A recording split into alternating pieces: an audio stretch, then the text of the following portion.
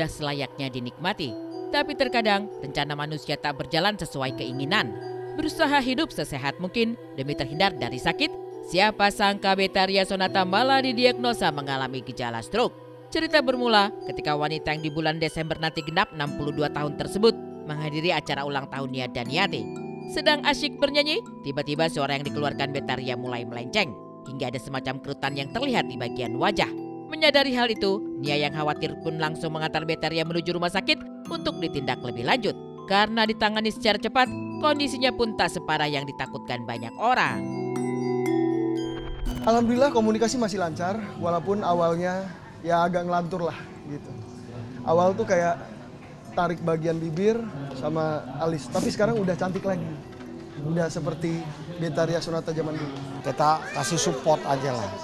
Bicara yang menyenangkan, tidak bicara masalah ya. Jadi masalah setiap orang ada kan, kita bicara yang enjoy, yang menghibur, bercanda.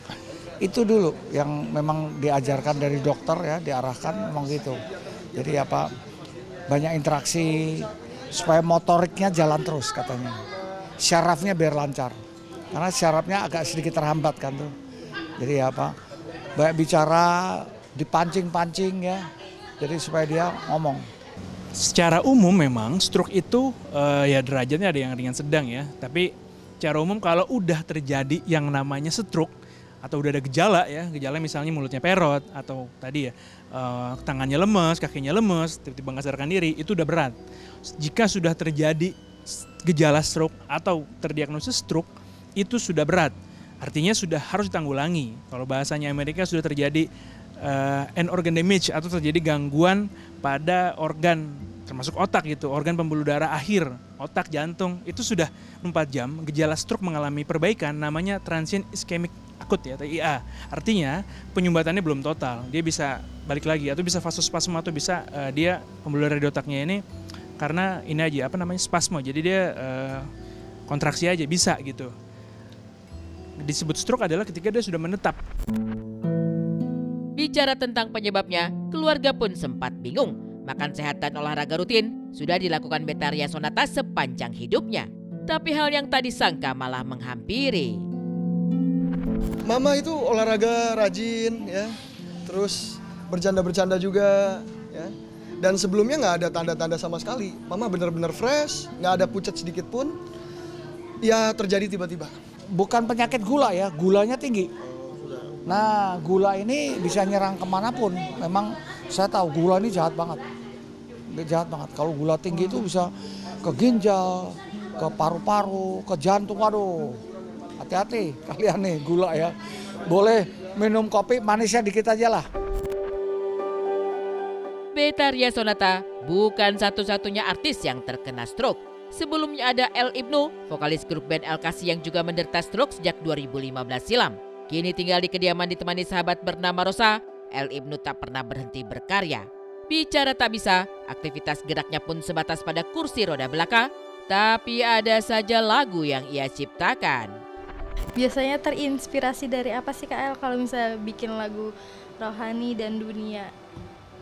Dari apapun.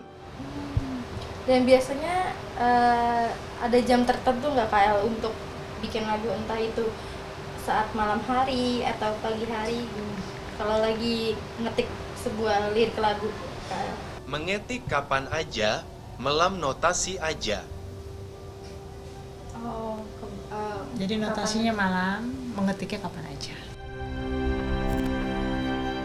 Untuk bisa sembuh, pria bernama lengkap Noventino Budi Lesmana itu butuh biaya yang tidak kecil. Hasil royalti yang ia terima dari karya-karya yang telah dihasilkan tak sebanding dengan besarnya biaya pengobatan. Itulah sebabnya ia harus terus berkarya demi bisa kembali hidup sehat dan bernyanyi seperti dulu lagi. Jadi pasienku cuma Rosa en orang lamaku yang semua sembuh ternyata en hihihi. Jadi hiburannya dia itu ya cuma orang yang masih care lah sama dia. Lingkungan sini, lingkungan gereja, teman-temannya, orang-orang lama ya, yang masih ingat sama dia. Welcome semua. Oh, sangat. Nah, pengobatan stroke ini sebenarnya sih mengontrol. Pertama, kalau kita dapat serangan jantung atau stroke gitu ya, stroke nih, sama bawa ke UGD kalau bisa rumah sakit yang besar. Misalnya rumah sakit PON kalau di Jakarta gitu ya, atau RSCM gitu ya. Karena di rumah sakit besar tersebut ada yang namanya code stroke. Jadi dalam waktu 4,5 jam kalau guideline ini HSS, dia harus mendapatkan pertolongan segera. Nanti akan di CT scan, dalam waktu sekian menit dilihat stroke-nya perdarahan atau stroke-nya adalah penyumbatan. Kalau stroke-nya adalah penyumbatan, dia ada mungkin bisa diambil, kalau ada sumbatannya mungkin bisa diambil. Ada rumah sakit tertentu yang bisa ngelakuin itu. Nggak semua rumah sakit gitu, tapi ada. Kalau di stroke-nya perdarahan, dilihat perdarahannya seberapa luas. Hal yang sama juga terjadi pada Hamdan ATT. Drop sejak 2021 silam, kondisi penyanyi dangdut legendaris itu kini benar-benar memprihatinkan. Di atas kursi roda, ia hanya berharap bantuan orang-orang agar segala biaya pengobatan bisa teratasi. Saya akuin selama ini kendalanya ya masalah dana ya. Jadi nanti ada baru berobat, ada baru. Makanya terus dengan adanya bantuan baru, insya Allah terus bulan ini saya akan rutin berobat. Dan mudah-mudahan insya Allah mencukupi untuk ini rezeki nanti kan nggak tahu kita ya. Anak-anak pun kan sebenarnya walaupun tiap bulan ngasih, kita tuh ngasih lah pokoknya rutin, tapi tidak gimana ya, kebutuhan untuk pengobatan tuh biayanya tidak sedikit gitu. Jadi memang selalu ada aja yang kayak harus dikurangin, misalnya vitaminnya atau apanya gitu. Jadi insya Allah dengan bantuan ini bisa dapat treatment yang lengkap lah. Sebagai seorang penyanyi dangdut yang populer pada masanya, karya-karya yang dilahirkan Hamdan ATT menjadi penghibur di era 80-an dan masih sering diputar hingga detik ini. Mengenang kembali masa keemasan dengan kondisi sekarang yang jauh berbeda, hatinya luka, berharap masa lalu bisa diputar kembali hingga hidupnya tak seperti sekarang.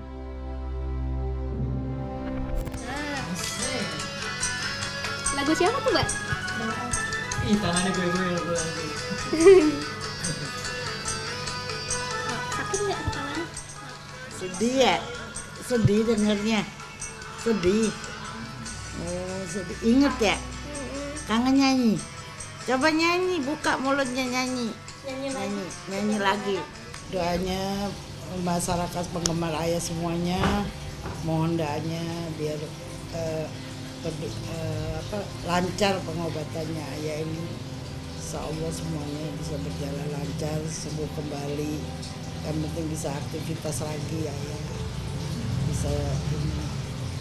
Terima kasih doa-doanya semuanya yang membantu Ayah semuanya. Dan satu lagi yang juga tak bisa dilupakan adalah Tukul Arwana. Drop sejak 2021 silam, sosoknya benar-benar hilang dari layar kaca. Tak sembarang orang bisa menjenguk, hanya mereka yang dipilih yang boleh menghampiri. Namun kemarin, kru Trans 7 yang menghabiskan banyak waktu dengannya diberi kesempatan untuk berjumpa presenter sekaligus sang komedian. Tubuhnya sehat, senyumnya pun menggambarkan kalau saat ini kondisinya semakin membaik. Lantas adakah tips tertentu agar bisa terhindar dari stroke? Kalau untuk komunikasi,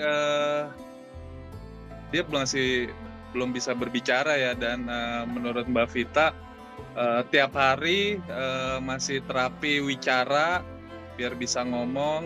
Tiap hari terapisnya itu datang ke rumah. Itu aja sih. Terus belum bisa bicara, tapi untuk batuk atau apa itu keluar suaranya. Untuk mencegah stroke diperlukan gaya hidup yang sehat ya. Pertama, pola makan. Pola makan itu harus sehat dengan cara mengurangi asupan kalori yang berlebihan dan juga mengurangi asupan garam ya. Garam yang berlebihan tentunya dapat memacu munculnya hipertensi. Hipertensi ini merupakan faktor risiko stroke yang paling besar. Usahakan berolahraga secara teratur seminggu sedikitnya 3 jam ya. Boleh itu dibagi 3, misalnya 3 kali 1 jam per minggu atau 6 kali setengah jam ya. Nah kemudian makanan apa saja yang seharusnya dikonsumsi untuk mencegah terjadinya stroke? Tentunya kita harus mengacu pada pedoman dari pedoman dari diet DASH ya, Dietary Approaches to Stop Hypertension. Pertama tentunya konsumsilah sayuran dan buah-buahan sehari 5 porsi atau lebih ya. Jadi usahakan setiap kali makan kita mengkonsumsi sayur-sayuran. Untuk cemilan biasakan untuk mengkonsumsi buah-buahan ya. Tapi buah-buahannya pun diupayakan dalam bentuk buah yang dipotong-potong dalam kondisi segar. Berjaya ketika sehat dan terpuruk saat sakit menerpa, setidaknya menjelaskan kalau berkarir di dunia hiburan belaka tak menjamin hidup sejahtera di masa senja. Maka dari itu, tak sedikit selebritis yang juga melebarkan sayap di dunia bisnis. Membangun kos-kosan atau kontrakan adalah salah satu lahan basah yang bisa bertahan dan menjadi bekal bagi anak cucu. Sesaat lagi, deretan artis yang berbisnis kontrakan demi berjaga-jaga ketika masa redup itu tiba.